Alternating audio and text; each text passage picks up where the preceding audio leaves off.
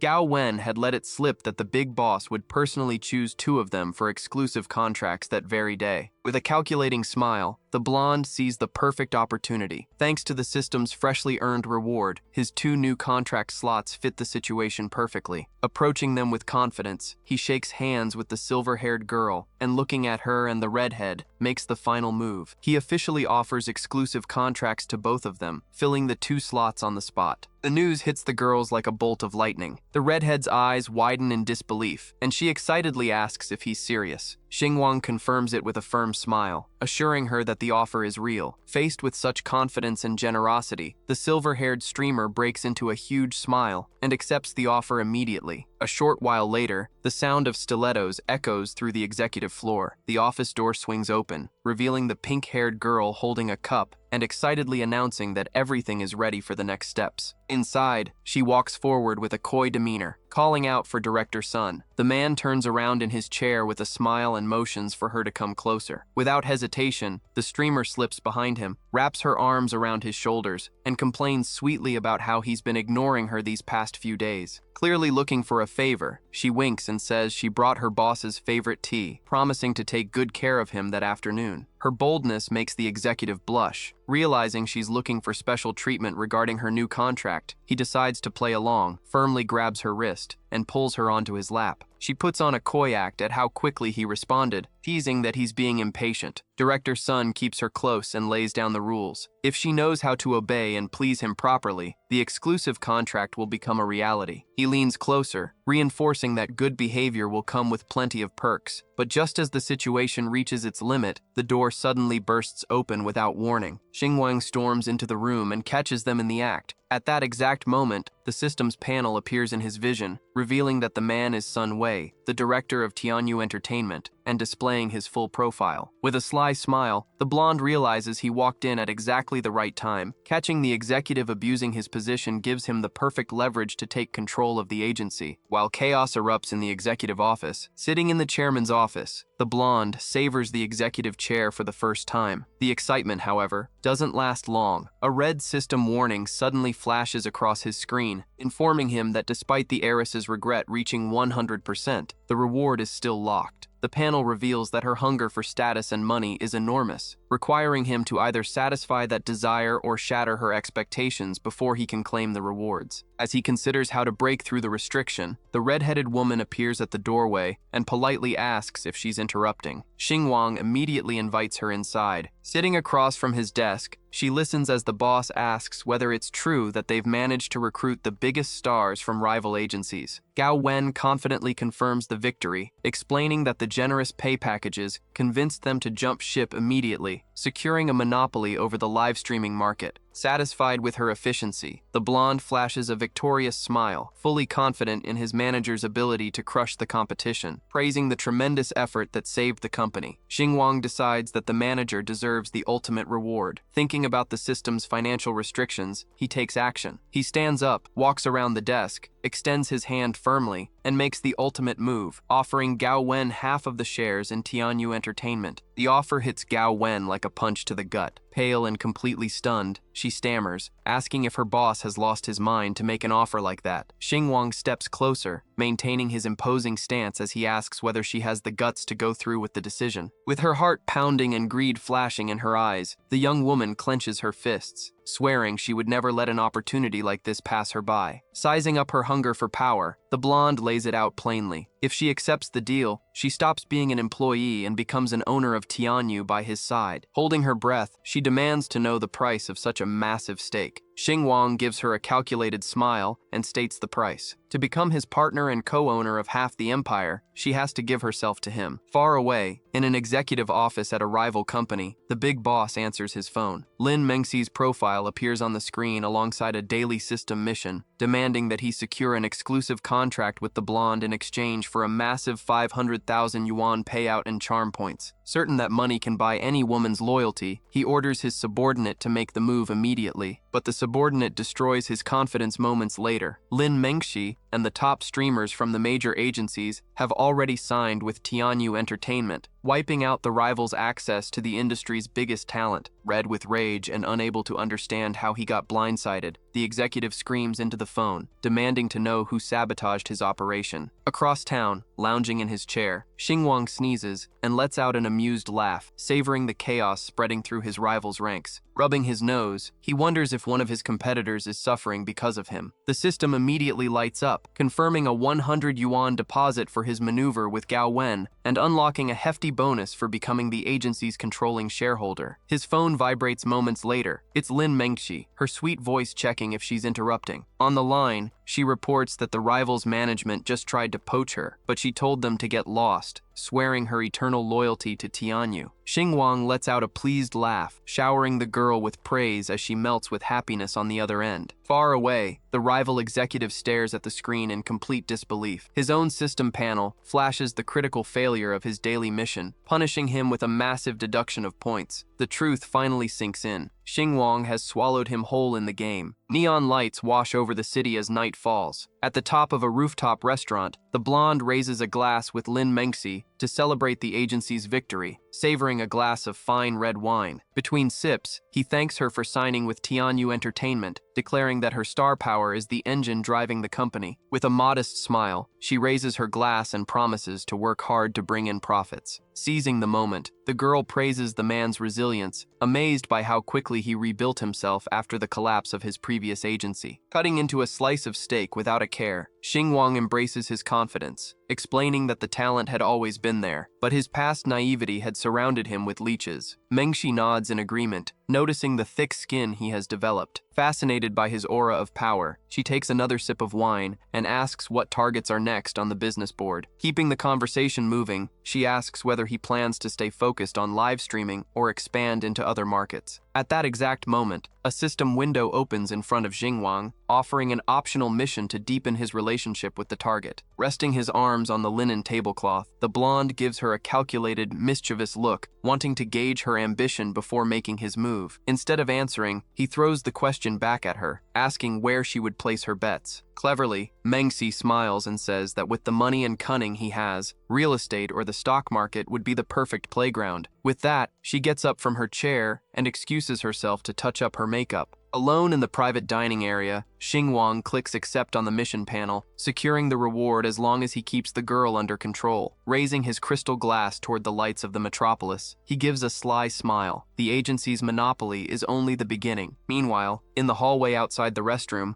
Mengxi walks distractedly and crashes straight into the solid frame of a sharply dressed man. The impact throws her off balance, and she lets out a muffled gasp as she falls backward. The stranger reacts on instinct, shooting out an arm to catch her around the waist before she hits the floor. Startled, the young woman blinks away the shock and realizes she was saved from an ugly fall by a slick-looking man trying to play the hero, asking if she's hurt. Straightening herself and quickly stepping away from his touch, Lin Mengxi immediately recognizes the bastard, Sun Wei, the head of the rival agency. Trying to take advantage of the forced encounter, the executive flashes a smug smile and makes a direct offer, acting like he's doing her a favor as he claims she's wasting her time at Tianyu and demands that she switch sides in exchange for money and benefits. With a look of disgust and icy eyes, the girl clicks her tongue in contempt and delivers a brutal rejection, telling the creep to get lost. Without wasting another word on him, she turns her back with her head held high, leaving the executive standing there on the carpet, seething with rage after the humiliating rejection. What looked like a random accident, however, reeks of a carefully staged setup. A series of flashbacks reveals the scheme orchestrated by Sun Wei and his lackey. Step 1 was to create a false sense of urgency, with the subordinate deliberately bumping into the woman to throw her off balance in the hallway. Following the dirty script, Sun Wei moves in to corner her. The situation gets completely out of hand when he loses control, gripping the girl's arm hard and ignoring her screams as she demands to be released. Trembling with anger and trapped, She calls him a piece of trash, refusing to bow to the abuser's threats. But the tyrant's little show comes to an abrupt end. Out of nowhere, Xingwang strides down the hallway and steps in, stopping the violence with sheer confidence. With one sharp, authoritative shove, the blonde pulls his rival away from the girl, making it clear that this punk is going to pay dearly for his arrogance. Thrown off by the sudden intervention, Sun Wei swallows his anger and tries to turn the tables with a cynical question, asking whether the blonde plans to take her to the police station to file a report. With an ironic smile, the executive tries to brush the incident aside, telling everyone to calm down and suggesting they exchange phone numbers, claiming it was all just a misunderstanding. Glaring at the bastard, Lin Mengxi makes it clear that there is nothing funny about what happened, dripping with icy contempt. Seeing his house of cards collapse, the man in the white suit loses his composure and drops the polished act, pointing a finger straight at Xingwang and shouting death threats for ruining the ambush. As the shouting echoes through the hallway, the young woman turns her head and lets out a relieved sigh when she sees her boyfriend closing in. With the confidence of someone who owns the board, the blonde mocks how long she took in the restroom, proving he isn't the least bit afraid of these suited thugs. Stepping beside the young woman, the blonde takes control of the situation, leaving the rival duo feeling a chill run down their spines. When Sun Wei recognizes the CEO of Tianyu Entertainment standing between him and the girl like a human shield, cold sweat runs down his back as he realizes the entire ambush has been completely neutralized. Taking advantage of the protection, Lin Mengxi snuggles against Xingwang's arm and exposes the executive's attempt to assault her. The blonde takes her in with a firm gaze, then sends his rival a sharp, threatening smile that makes it clear there will be a price for messing with someone under his protection. With the tension thickening in the hallway, the aggressor decides to leave before things get worse. Twisting his face into an awkward smile, he tries to disguise his defeat with a cynical wink, claiming that since the girl is in good hands, they'll be leaving. As they retreat in hurried steps, the lackey vents his rage, cursing the failure of their stupid ambush. Xingwang watches them flee with nothing but contempt, while Lin Mengxi, her cheeks burning and her heart racing from his protective attitude, turns her face away, caught between shyness and admiration. Looking back with murderous hatred, Sun Wei seethes as he realizes just how stunning the girl is, yet jealousy tears him apart as he watches his rival steal the entire spotlight. Stopping halfway down the hallway, the executive decides he isn't going to swallow this humiliation. Turning around with swagger, he challenges the blonde to a bet, stepping up to him head-on. Crossing his arms with a mocking smile, Xingwang accepts the challenge immediately, demanding to know the rules of the game. The scene cuts to the darkness of the underground parking garage. Sitting behind the wheel of his imported car, Sun Wei rants to himself, blaming the incompetent detectives he hired for failing to uncover anything useful about Xingwang's past, doing nothing more than painting him as a nobody, a mistake that had cost him dearly. Meanwhile, isolated inside his own vehicle underground, the rival executive watches his phone screen flash with a red warning. Only 4 hours remain before the mission deadline expires. Driven mad by the pressure, he punches the dashboard, pulls at his hair in desperation, and screams as he realizes that his own stupidity destroyed his chance with Lin Mengxi. His dirty move has become a guillotine hanging over his own neck. While the rival tears himself apart underground, the scene shifts to Lin Mengxi's penthouse. The door closes behind them, and the atmosphere changes completely. Overcome by a sudden wave of gratitude and desire after being rescued, the girl wraps her arms around Xingwang's neck and pulls his face toward hers with both hands. A deep kiss seals their arrival, her cheeks flushed and her surrender unmistakable, crowning the night with a decisive victory. The darkness of the early morning brings a quiet, intimate calm to the apartment. Already dressed in light pajamas, the young woman looks at him tenderly. They exchange a good night filled with unspoken promises, and the blonde leaves. Sunrise brings a rush of activity to the Tianyu Entertainment headquarters. At the live streaming command center, the creators race between screens. The silver-haired streamer, wearing a fitted crop top and dark shorts, chats with her red-headed colleague, celebrating the huge surge in viewership over the past 2 days and swearing to protect the empire from anyone trying to undermine it. Leaving the room, the silver-haired girl heads straight for the president's office. Pushing the door open, she finds the blonde leaning back in his chair, his chin resting on one hand as he watches her approach. Raising a tablet displaying the updated schedule, she proposes moving the commercial launch of Star Hotel up by 48 hours. Xingwang approves with a gesture and gives her a brief compliment, acknowledging the team's competence. Leaning against the edge of the desk, She points toward the monitor and lays out a ruthless plan to suffocate the competition and monopolize the industry. The blonde flashes a cynical smile, savoring the idea of such a merciless move, while the employee looks at him with a mix of fascination and mutual understanding. The trigger is pulled. Inside the secured studio, the red-headed streamer adjusts her phone on the tripod and takes a breath before hitting play. With a tap on the screen, the broadcast goes live. She flashes a magnetic smile, greets everyone with a cheerful good evening, and announces the hottest event of the night. The live stream explodes in views. Between calculated winks and provocative poses, she rides the wave of virtual hearts flooding the screen, setting the chat on fire with pure charm and charisma. The peaceful live stream goes up in smoke when Sun Wei storms into the studio in his perfectly tailored suit, jumping into the stream to try and ride someone else's audience. Hidden behind his phone screen, Xing Wang watches the circus with a sour smile. Remembering their conversation about who really runs the streets, the blonde decides to answer in the only language that matters, raw wealth. With a furious barrage of taps on his smartphone, he unleashes a storm of ridiculously expensive rockets and astronomical donations, taking over the chat, crushing his rival's morale, and proving that he plays in a completely different league. The screen turns into a festival of explosive animations and digital missiles shooting upward without end. Savoring the destruction through his phone, Xing Wang enjoys the other side's panic with the confidence of someone who makes the rules. Across the studio, the redhead freezes in front of the camera, eyes wide as she stammers, trying to figure out whether this intergalactic downpour of rare gifts is really coming from the boss. The scene reaches its peak with the energy through the roof. The streamer repeatedly thanks him for the avalanche of donations, while the audience goes wild in the chat over the anonymous benefactor's bottomless wallet. The livestream gets another boost as the pink-haired girl takes center stage, making heart signs with her fingers while new rockets explode across the interface amid the audience's growing hysteria. A little later, the attention shifts back to the redhead, now wearing an elegant turtleneck and a dark skirt with a generous slit, who gets another shock when a fleet of cruise ships and red rockets floods the chat. Radiant with excitement, she sways in front of the camera and starts blowing kisses to her sponsor. Meanwhile, Xing Wang watches the financial massacre with a victorious smile, while the system records the outrageous spending spree he is using to crush the competition and secure his monopoly. Seeing the mission timer running out, the blonde goes full berserker mode. Surrounded by a wall of smartphones mounted on tripods, he turns into a blur, swinging his arms at incredible speed and tapping every screen simultaneously, roaring with everything he has as he tries to burn through his resources before the timer hits 0. He unleashes an absurd sequence of furious taps. On the final move, with the job done, he relaxes his posture and blows on his index finger, acting as if the fingertip were smoking from all the touchscreen abuse. Wrapping up her performance with magnetic charm, the red-haired creator asks the audience what they thought of her dance. Before she can get an answer, a digital catastrophe crashes onto the screen. A gigantic, seemingly endless mountain of rockets buries the chat, stacking into a colossal tower that leaves every viewer frozen in absolute shock. Exhausted and breathing heavily, Xing Wang appears slumped over, twisting his fingers and grumbling that the extreme effort of swiping and tapping so many screens nearly pulled his joints out of place. Even the system panel cracks a joke about the boy's superhuman effort to dump that fortune into gifts. While the redhead tries to process the tsunami of sponsorship, the pink-haired streamer checks her screen and discovers a deleted message from the user Crazy Poor. Thinking the mysterious donor is adorable, she gives a sweet smile, briefly says goodbye to the live stream, and bolts out of there. In the blink of an eye, the door to one of the rival offices is violently thrown open. The pink-haired girl storms into the room, cornering the executive who had been watching the defeat on his phone and leaving him stunned by the sudden intrusion. The confrontation comes fast. She unleashes her anger on the man, laying out the facts while he tries to dodge the accusations, suffocating under the psychological pressure of the collapse closing in around him. With no patience left for excuses, she turns her back and walks out of the room, leaving him drenched in cold sweat. The rival lets out a hysterical, nervous laugh, but the facade finally cracks when he realizes the financial downfall is irreversible, sending him into a panic as he watches the stream collapse. At the edge of despair, the opponent refuses to go down without a fight. Furious, he grabs his phone and shouts that he will get his revenge, unleashing a frantic barrage of taps on the screen in an attempt to close the gap. On the other end, Xing Wang catches the move and flashes a cynical smile, mocking the pathetic attempt to turn the tables. Without hesitation, the blonde surrounds himself with the tripods once again and unleashes another waterfall of resources, steamrolling past the top of the rankings and leaving his opponent in complete shock. The mental pressure reaches its breaking point. The rival loses control of his grip, lets the smartphone slip from his hand with a muffled cry, and collapses to his knees, clutching his head in despair as he faces absolute failure. From a distance, witnesses watch the scene in stunned silence, whispering about the man's pathetic state after being completely crushed in the competition. Ignoring the man's pleas and desperate screams, the pink-haired streamer ends the argument with a cold dismissal, turns her back, and walks toward the exit, leaving the rival at rock bottom. The building's exterior appears under the daylight before the scene cuts to a corporate office, where Xingwang watches the downfall of his competitors from the best seat in the house, wearing a calm, satisfied smile. The silver-haired girl crosses paths with him, a blue clipboard in her hands, looking surprised to find him there. The blonde greets her with a friendly smile, asking if everything is okay and explaining that he came because of the great view and the room's spacious layout. Looking him straight in the eye, she accuses him of having the nerve to show up like he owns the place. With his hands in his pockets, Xingwang teases her, saying that if she had chosen his side from the beginning, she'd be swimming in money and victories by now. Suspicious, she looks away, convinced he only showed up to cause trouble. Without losing his composure, the blonde pulls out his phone, announces that he's already collected his reward in cash and system points, and says goodbye with an ironic, "See you around." Meanwhile, inside an elevator, the pink-haired girl presses the button to go down, grumbling that she isn't going to let this slide. The metallic chime announces the door's opening, and she freezes in front of her smartphone screen, staring at a transfer notification worth 687,000. The sender's name destroys the last shred of sanity left in her mind. The tycoon behind the entire fortune and financial empire is none other than Hang Tianhao himself, the supreme leader of the Gaoen group. Paralyzed, eyes wide open, she feels the ground disappear beneath her feet. To fully reveal this insane twist, the story moves forward to the following night, revealing the imposing and luxurious silhouette of the Dome restaurant cutting across the moonlit sky. Walking cautiously through the elegant halls of the Dome restaurant, she catches a familiar silhouette through a crack in the door. Seeing him in an immaculate suit, the girl freezes when he greets her with a polite yet cutting smile. "Miss Lu, long time no see." The realization hits her like a meteor. Staring at the executive in front of her, she desperately connects the dots, realizing in horror that this untouchable big shot is the exact same man who had casually sat with Gao Wen at the bar a few days earlier, finally revealing himself as the true tycoon behind it all. Seated at the table with CEO Hang in the luxurious restaurant, she watches as a waiter pours wine into her glass. The blonde takes control of the conversation, joking that even if he were reincarnated 10 times, he still wouldn't be able to beat Gao Wen, considering the colossal financial backing she has behind her. Maintaining his calculating demeanor, Hang admits that he would love to have her on his side. On the defensive, she sarcastically points out that she could get stoned for playing both sides, since she and Gao Wen are sworn enemies. Ignoring the warning, the CEO plays his trump card. He points out that she has already broken ties with her former firm and makes her a blank check offer to snatch her up before the competition can, emphasizing that money is no obstacle and that she can name her own price. Putting on a confident front, Lu Shui crosses her arms and challenges him, warning that making fun of her will come at a steep price. To her complete horror, Hang fires back without hesitation. 100 million? Deal. Inside, the girl's brain short-circuits. Her secret target had been a modest 10 million, but she just heard an offer 10 times higher. Even though she knows the amount is outrageous, her vanity weighs more heavily, and her ego whispers that she really is worth every penny. Her instant surrender triggers the system. Lu Shui's regret meter jumps by 20%. Since her actual expectation was only 10 million, the panel calculates the CEO's excess spending and rewards him with 90 million in regret funds. Closing the deal, Hang delivers a cold maxim about the corporate chessboard. As far as he's concerned, eternal bonds don't exist, only interests, and when those interests are massive enough, they can bring two people closer than passion ever could. With a surgical smile, he asks whether she's willing to become his permanent ally. Cornered and blushing all the way to the roots of her hair, Shui takes the final blow when the tycoon leans in, declaring that he has more money than he could ever burn through and that he wants to spend a fortune on her. With her heart racing beyond its limits and completely spellbound, the girl realizes she has been totally swept up by the CEO's dangerous charm. With her nerves stretched to the breaking point and her defenses completely shattered, the system announces that Lu Shui's regret meter jumps another 40%. Trying to put the brakes on things, Shui grumbles that she's willing to accept the partnership, but warns that she could walk away at any moment if things go south. Picking Picking up on her concerns, Hang makes his final move. He guarantees her complete freedom and zero contractual strings, allowing her to walk away whenever she wants. To embody the spirit of a true tycoon, he philosophizes that a fortune can only keep growing when you know how to make massive investments, because being stingy with your allies is just digging your own financial grave. Deal sealed, the two stand up and shake hands to finalize the pact. Taking in the success of his masterstroke, the CEO flashes a huge grin, satisfied with the overwhelming balance sheet he's built that day. Meanwhile, at the rival headquarters, the competitor goes into a tailspin after realizing that Lin Mengxi still hasn't added him and that Lu Shui's favorability meter has sunk underground. The system issues a brutal ultimatum. If he doesn't get close to Mengxi immediately, he will be forcibly disconnected from the target. Furious that he has already given everything he has, he discovers the true cost of the penalty. Losing the connection will result in a 20% deduction from his dog money, with the difference being charged directly to his real-life bank account. Terrified by the prospect of bankruptcy and financial ruin, the unlucky man completely loses it, decides to bet everything on one desperate attack, and bolts out of the office. The scene cuts to a brightly lit photo studio, where Lin Mengxi walks around holding a balloon as camera flashes go off, continuously fattening the system's coffers with 300 yuan rewards for every click. While the money-making machine keeps running, Hang monitors the model's performance. Reviewing the numbers, he concludes that the current pace is profitable, but that the efficiency margin could still go through the roof, planning to promote her to an executive-level position with an executive salary as soon as she returns from her trip. Recognizing the genius of turning the system's mechanics into pure profit, the interface rewards the protagonist with a surprise bonus of 66,666 yuan. Walking beside him, Lin Mengxi notices the boy's distant gaze and asks what's on his mind. Internally, Hang celebrates pocketing another fortune for practically doing nothing, reinforcing his belief that spending like a king is the only way to multiply wealth. Cutting back to the studio, the session is interrupted when an assistant appears carrying a massive bouquet of yellow roses, sent by a persistent admirer waiting in the lobby. As soon as the model receives the arrangement and catches sight of the petals, her expression changes, instantly figuring out the mystery. Clutching the stems of the yellow roses, Lin Mengxi remembers that the same flowers decorate every corner of her home, realizing that the guy must have picked up on that tiny detail during the night they spent together. Finding him incredibly persistent for tracking her down at work, she decides to confront the admirer face to face, asking the assistant to pack up her belongings as she prepares to deal with him. Stepping through the studio door to confront the supposed admirer, Lin Mengxi narrows her eyes, immediately finding his silhouette strange. His build looks much broader and stockier than she remembers. As she gets closer, the shock hits her full force. The face staring back at her does not belong to Jingwang. Faced with a wide, creepy smile, she takes a step back on alert, wondering if she's dealing with some kind of maniac. The guy, however, spreads his arms and greets her with fake familiarity, leaving her completely stunned. Putting on an arrogant pose, the man puffs out his chest and asks if she liked the yellow roses. But the move backfires. The model suddenly remembers that she had been posting pictures of those exact flowers on her social media. Realizing the guy stalked her profile just to fake having something in common with her, she stares at him with pure disgust. Her disgust triggers the interface. The panel immediately deducts 20 favorability points. The admirer starts freaking out, breaking into a cold sweat as he desperately tries to figure out what caused the instant penalty. Cutting through the charade with icy politeness, Lin Mengxi shoves the bouquet back into his chest, returning the gift with class while telling him she doesn't accept emotional handouts and ordering him to stop deluding himself. The blunt rejection costs the unfortunate man another 20 points on the system's meter, leaving him completely dizzy. Trying to end the torture as quickly as possible, she confronts him about the real reason for his visit, asking whether he came to discuss contracts or professional matters. Red as a tomato and stumbling over his own apologies, Mr. Liang finally admits that his real intention was to try and pursue her romantically. Believing that a shy approach would be the key, he waits for a green light that never comes. The system, merciless as ever, delivers another 30 negative points, turning his move into a complete nuclear disaster. Shocked by the collapse in his metrics, Mr. Liang panics, mentally breaking down as he watches his score evaporate no matter what words he chooses. On the other side, Lin Mengxi remains unmoved, shutting down any chance of flirting, cutting the conversation short, and stating that she has absolutely no interest in collecting male friends, explaining that she needs to avoid any friction with her boyfriend. With another 5 points stolen by the system, she turns her back without looking back, announcing that she's going back to work. The man breaks into a cold sweat, frozen in place, and wondering whether his mistake was being too cheap with the flowers instead of putting more money on the table. To cap off the tragedy, the interface delivers the final blow. A red warning flashes across the screen, stating that the connection will be severed if the score falls somewhere between 75 and 90% negative. Collapsing to his knees in a brightly lit corner, the man grabs his head in despair. Completely crushed and with nowhere left to turn, he drops the bouquet of roses onto the floor while cursing his fate, furious that he ended up with a system focused on wealth and somehow still managed to collect this much bad luck. The scene cuts to the sunlit runway of an airport where a passenger plane takes off into the sky. Moments later, the blonde protagonist and the silver-haired girl appear in the terminal, maintaining their calm demeanor as they survey the surroundings. A driver in an immaculate suit opens the door of a luxury vehicle and approaches them, informing them that the auction dinner is scheduled for 7 sharp and that they'll first stop at the Bulgari suite to change outfits. The blonde thanks him with a polite smile. The sequence ends with the protagonist radiating confidence beside the young woman, ready to dominate the next stage of the night. The imported car pulls up in front of an imposing, ultra-modern facade. As they step out, the driver tells them he'll give them a call half an hour before the event. With little patience for excessive formalities, the protagonist grumbles about the tedious bureaucracy, but continues forward alongside the platinum-haired girl, crossing the luxurious lobby, bathed in the glow of massive chandeliers and lavish finishes. An employee informs them that their luggage is already being taken up to the room. The blonde dismisses the matter with a wave and steps into the elevator with the girl. Sharing the elevator with 2 more men in suits, the atmosphere quickly turns tense. In a serious tone, one of them mentions that Zhang Li, a well-known figure from the Wenchuan Pavilion, is staying there too. Hearing the name, the red-haired man traveling with them grows furious, remembering that the guy is branded a traitor to his country for smuggling cultural artifacts overseas. The blonde silently takes in the warning as the stories continue. The redhead vents that the old man is a living legend at auctions. He wins absolutely everything he wants, boasting a perfect 100% success rate even against billionaires. To make matters worse, rumors say he is ruthless, ordering the bones of anyone who dares interfere with his business to be broken. Breaking into a cold sweat at the rival's violent reputation, the man advises them to be extremely careful if they cross paths with the criminal. The elevator finally stops at the correct floor, and the blonde steps out beside the platinum-haired girl, ready to face whatever danger is lurking behind the scenes of the auction. In the hallway, the blonde remarks that the men from the elevator are definitely competitors, and that Zhang Li is a thorn in the side of plenty of people. With a cynical laugh, he admits that traitors are the scum of humanity, and that he has zero patience for that kind of person. Without hesitation, the protagonist lays out his strategy. Anything the old smuggler tries to bid on, he'll outbid him and take it home. The platinum-haired girl asks, worried, whether he isn't afraid of violent retaliation. The blonde, however, flashes a predatory smile and says his biggest fear is that the guy will be too cowardly to try anything. With his strength attributes maxed out, he's eager for an opportunity to fight without holding back, especially since he knows the system will compensate every penny he spends with a massive reimbursement. Little do they know, they're already being watched. In a dark surveillance room, Zhang Li watches the couple on a giant screen. Taking a puff from his cigar, he lets out a contemptuous laugh at the audacity of that nobody. With a snap of his fingers, a subordinate in a red dress and with a deadly presence emerges from the shadows, ready to act. Zhang Li asks if she understood the assignment. The woman assures him that she'll break the young man and make him obey her every command throughout the event. Satisfied, the villain decides they'll deal with the matter at the auction and sends the assassin off to prepare. Meanwhile, the platinum-haired girl says she's going back to her room to change and get some rest, asking him to keep her informed of any changes to their plans. The blonde says goodbye casually and enters his room. What he doesn't know is that Zhang Li's henchwoman is lurking behind the plants in the hallway. Seeing the pair split up, she decides the girl is irrelevant and that the leader is the priority target. Without hesitation, she launches her attack. With superhuman precision, she races toward the staircase and leaps toward the ventilation duct, scaling the wall with impressive speed. Her plan is surgical: crawl through the ducts and infiltrate the suite's bathroom, taking out the target with maximum efficiency before he can even open his mouth. Crawling through the dark, cramped metal duct, the woman moves with surgical precision, muffling her own breathing so she won't give away her position. When she reaches the ventilation grate, she peers into the room, expecting to find a deadly opponent, but instead comes face to face with something bizarre. The blonde is completely focused on the eccentric features of a state-of-the-art toilet. Completely unaware of the danger lurking above him, the protagonist examines the panel covered in electronic buttons on the side of the high-tech throne. Curious and with absolutely no idea how the thing works, he decides to press a random button just to see what happens. The mistake costs him dearly. In a split second, a powerful jet of pressurized water blasts out of the toilet and hits the guy square in the face. Desperate to stop the uncontrollable fountain, the blonde starts smacking every button on the panel in a frenzy, turning the bathroom into an aquatic war zone under the assassin's utterly stunned gaze. Staggering backward from the impact, he crashes to the floor, cursing as he tries to wipe the burning water from his eyes. Sitting on the tiles and hurriedly drying himself off, the young man has the most absurd thought imaginable. He concludes that the high-tech toilet nearly committed negligent homicide and that he was incredibly lucky the water hit his face, because if the jet had been aimed a little lower, he would have lost his virginity right there to a toilet. Hidden inside the duct, the henchwoman freezes. A massive bead of cold sweat rolls down her forehead as she stares at the idiot on the floor, seriously wondering whether her target suffers from some severe mental impairment. The deadly aura and tension of the mission instantly evaporate in the face of such staggering stupidity. As the blonde recovers from the shock, a golden system window appears, floating in midair. The notification announces that Manhwa has just been registered on the Regret Meter's development platform. Curious, he reads the woman's holographic profile as she appears on the screen. 26 years old, 5'7", 58 kilograms, an 8.5 beauty rating, with her regret meter stuck at 0. Completely unaware that Manhwa is watching him from the ceiling, the young man scratches his head at the screen and blurts out, "Who the hell is this woman?" Staring at the floating interface, the young man frowns, wondering where the hell that profile came from. A wave of embarrassment hits him as he remembers the humiliating incident with the toilet, making him shake his head to force the memory away. Up above, peeking through the opening, the assassin looks utterly disgusted. To her, the target is nothing more than a horny idiot, making her seriously question whether this clumsy clown actually has what it takes to stand up to her master. The tables turn in an instant. Calculating as ever, the blonde connects the dots with the system. If the woman has been added to the regret tab, it means she must be nearby, silently seething and judging his every move. A predatory glint flashes in his eyes, accompanied by a crooked smile. Dropping his clueless act, he decides to play dumb, staying on guard while hunting for clues to locate the intruder. Up on the ceiling, the spy watches him leave the bathroom and head toward the bedroom. Adjusting a pair of high-tech tactical glasses over her face, Murong activates the digital display. The bluish lens floods her vision with cascading codes and tactical data. Through the scan, she locks onto the boy to track his movements. What happens next, however, defies all military logic. Instead of searching the room or checking the dark corners, the blonde simply walks to the edge of the bed and starts undressing. Pulling his black shirt up, he reveals a ripped, muscular torso directly in the spy's line of sight. In complete shock behind her lenses, the assassin freezes. She wonders if the kid is seriously about to lie down and pass out, because any real mercenary would have already sensed the pressure in the air. The boy's absurd nonchalance pushes her to the brink of paranoia, leaving her unsure whether he's just a lucky idiot or setting a deadly trap. Now shirtless, the guy is left wearing nothing but his shorts. From the ceiling, the spy monitors every movement through her display, unable to believe how bizarre her target is and desperately trying to figure out what he plans to do. Adjusting the digital focus, Manhwa nearly drops her jaw. Watching a grown man crawl around on the floor just to look underneath the furniture is so pathetic that she starts questioning the boy's sanity. The protagonist's mind, however, is buzzing with deductions. Intrigued by the system interface, he wonders why this woman hasn't shown herself like the others, concluding that she must be hiding somewhere in a blind spot. As he searches beneath the cabinets, the assassin struggles to process the humiliation. To her, this behavior rules out any possibility of him being a genius or prodigious heir, leaving only two options. Either the guy is a Shakespeare-level master of acting stupid, or he's simply the clueless heir of some eccentric billionaire. Completely relaxed, the boy grabs a can of soda and wanders around the room wearing nothing but his shorts. Watching the ridiculous spectacle from above, Manhwa starts questioning her entire career, wondering how she ever accepted a professional-level mission to spy on a clown like this. As if spying on a clueless grown man weren't humiliating enough, the universe decides to make things even worse. Cramped inside the claustrophobic ventilation duct, the woman tries to maintain her composure and professional focus while waiting for the right moment to strike. But fate has no mercy. When she glances into the darkness of the duct, she comes face to face with an unwelcome visitor, a tough-looking rat sitting just inches from her nose. Far from being intimidated by the deadly assassin, the rodent stares at her with a mocking expression, letting out squeaks that sound suspiciously like it's laughing at her. Seeing a filthy rat mocking her misery in the middle of a covert operation is the final straw. A vein bulges on the assassin's forehead, and her eyes take on a murderous gleam. Nearly having a nervous breakdown inside the duct, Manhwa has to swallow a scream and summon every ounce of self-control she has to avoid smashing the creature and blowing the mission. Before the assassin can snap and destroy the ventilation system, the rodent lets out a shrill squeak and darts into the shadows of the duct, disappearing before it can become the target of the woman's murderous glare. Swallowing her anger and forcing her sanity back into place, Manhwa shakes her head and pushes the rage aside. The mission comes first. Crawling through the metal duct, a downright torturous experience for someone wearing a tight little dress and high heels. Outside, the sun bathes the top of the skyscraper. Determined to skip straight to the execution phase, the spy slips out of the ventilation shaft, adjusts her dress, fixes her posture, and presses the doorbell. From the other side, a "coming" echoes before the door swings open without ceremony. Finding a breathtaking beauty standing on his doorstep, the protagonist raises an eyebrow and bluntly asks, "Who are you?" Flashing a magnetic smile and radiating confidence, Murong switches into actress mode. She introduces herself as a VIP instructor sent by the event organizers to guide newcomers through the auction rules. Certain that her beauty and subtle poison will disarm the boy within seconds, the assassin feels like she has the entire game under control. What she completely fails to realize is that the exact millisecond her eyes meet the targets, a golden screen explodes across the young man's vision. The system announces that the key target has finally entered his range. Staring at the supposed instructor, the boy reads between the lines and knows exactly how many insults she's hurling at him in her head. Far from being intimidated, he finds the whole situation hilarious. The more the woman hates him on the inside, the more profitable the game becomes, turning the deadly spy into his very own personal ATM. Keeping up the act, he points toward the hallway and suggests going downstairs to talk in the lobby. But Manhwa needs to get him alone so she can make her move, so she puts on a coy expression and insists in a sweet voice that they talk inside the room. Pretending to fall for her charms, the young man swings the door wide open and invites her in with a huge smile. The moment she steps inside, the system announces that the woman's favorability has dropped by 10%. He laughs internally, knowing that his shameless behavior has made the assassin see him as a complete idiot for letting a stranger into his own room. Strutting elegantly through the room, the spy surveys the surroundings with a victorious smile, convinced the young man is nothing more than an easy puppet to control. Little does she know she has fallen straight into her own trap. Taking a closer look at the boy, with his shirt shamelessly hanging open, Manhwa admits to herself that he has a charm that's hard to ignore. Trying to play the perfect host, he invites her to sit down and offers her soda, wine, or juice. But he changes his mind in an instant. Stepping forward without hesitation, he grabs the woman's hands and suggests playing a little game in a casual tone. Behind his brazen facade, a calculating gaze reveals that he is controlling every step of the situation. Pretending to suffer a sudden spell, he acts dizzy and collapses against her shoulders, closing the distance completely. Supporting the boy's weight, the spy lets out a disdainful scoff. Although she finds him attractive, she considers his cheap attempt at seduction pathetic, convinced he's nothing more than a spoiled rich kid. Faking another loss of balance, he crashes heavily onto the carpet right in front of her. Seeing him helpless on the floor, the woman celebrates internally. What she doesn't know is that his physical constitution is far above average. The powerful sedative would have knocked out any ordinary person instantly, though he still feels his head spinning slightly. Planting her high heel firmly on the floor, she starts planning how to break the boy and turn him into a doormat for that so-called Mr. Jong. Catching the mention of the name, Hang connects the dots and tries to figure out when he managed to piss off this Jong guy badly enough to become a walking target. Before he can react, the spy pulls out a leather strap, snaps it against her palm, and announces with a wicked smile that the punishment is about to begin. From the floor, the young man simply furrows his brow, sizing up just how insane his opponent really is. The scene shifts to a luxurious setting bathed in afternoon sunlight. with curtains swaying in the breeze. Tightly bound with thick ropes around his chest, arms, and legs, Hang is tied to a chair while the hem of Murong Fangwa's dress dominates the frame. Still somewhat dazed, the blonde lifts his head with a confused expression, trying to figure out how things got to this point. As his golden eyes slowly open, the shock hits him full force. Maintaining his composure, he stares at the woman and demands an explanation for the absurdity of this so-called game. Holding the leather strap, Murong Fangwa drops the act, calls him by name, and demands his immediate cooperation. Surprised by her bluntness, the blonde mocks her approach internally, having no idea what this is even about. Ignoring his inner joke, the assassin lays it all out. At the upcoming auction, he is required to help her master. Making a bored face, Hang questions the point of all this, since an auction simply comes down to whoever has the most money on the table. Leaning dangerously close to him, Murong Fangwa lays down the rules. First, he is forbidden from outbidding her master. Second, if her boss decides to stay quiet, the blonde must step in and secure the item at any cost. Hang lets out a cynical laugh at her audacity. He asks whether she mistakes him for some kind of walking ATM, while the system screen records another 10% drop in the spy's favorability. Murong Fangwa, overflowing with smug confidence, raises a tablet displaying compromising photos. With her nose held high, she assures him that he has no room to negotiate. Cornered, the blonde swallows hard but doesn't lose his composure. Far from panicking, he studies the images on the tablet with a critical, mocking look, complimenting the artistic angle of the photo. Without the slightest concern, he suggests that she post the material on Weibo, Little Red Book, or any short video platform. The furious spy screams, asking whether he isn't afraid of watching his reputation go down the drain. Maintaining his icy calm, the young man fires back that he's the victim here, so there's no reason for him to be afraid. Trying to regain control, the woman flashes a malicious smile and says that all it takes is a well-crafted caption to fool the internet. Ignoring the attack, the boy asks if she has any other tricks, because his time is limited. His coldness throws Murong Fangwa off for a moment. Unwilling to accept it, she leans closer, insisting that men like him are obsessed with their public image, and that this whole thing is nothing but an act. The blonde cuts her off immediately, denying that he has some astronomical fortune and inviting her to check his financial records herself if she has the guts. With a provocative smile, he delivers the checkmate. She can post whatever she wants. If things blow up, he'll simply take a vacation from the internet and, when he comes back, ride the wave of attention to make money through livestream sales. The villain completely breaks down. She remembers other wealthy targets begging for mercy when faced with similar threats. Realizing the plan has failed, Hang understands that this was the only ace she had up her sleeve. Tensing his muscles, he tears through the thick restraints as if they were threads of silk, freeing himself with such brutal ease that the assassin is left frozen in shock. Before she can even process what happened, the young man corners her in the blink of an eye, snatches the tablet from her hands, and tosses it aside. With his face just inches from hers, the blonde calmly lays down the rules with an intimidating composure, making it clear that whether the photos get released is entirely up to him, and he calls her by her real name. Murong Fangwa stammers, blushing and stunned, unable to understand how her identity was exposed. As she struggles to ignore the young man's magnetic presence and master-level martial arts speed, she hears the protagonist recite her entire profile. Her name, 26 years old, 5'7", and 58 kilograms. The spy panics, convinced that he anticipated every move and investigated every participant in the auction before they even met. The truth is that the young man didn't do any work at all. He simply read the profile projected by the system interface. Amused by the panic on the villain's face, he notices another notification. Murong Fangwa's regret level has increased by 5%. Keeping the spy pinned against the wall, the young man taunts her with a sarcastic smile, asking why she's suddenly frozen and unable to make a move. Settling onto the bed with complete serenity, he reminds her that, as an elite mercenary, she knows how to assess an opponent. He says that a direct confrontation wouldn't lead anywhere, likely ending in a stalemate. However, he follows it with a chilling warning. If she insists on fighting, he'll memorize every detail about her and spread her identity to everyone in the industry, permanently destroying the spy's career. Faced with checkmate, Murong Fangwa falls silent, completely knocked out by the loss of control. Without mercy, the young man picks up the tablet, examines the photo with disdain, and mocks her lack of planning, suggesting that if he were in her position, he would have set up an automatic upload so he couldn't be caught off guard. Clearly trembling and with her face flushed, the woman swallows hard and asks what happens next. Reclining on the bed with a provocative look and a cynical smile, the protagonist gives her his answer. Since she had the nerve to take pictures of him, the fairest thing would be to return the favor and take a few pictures of her to even the score.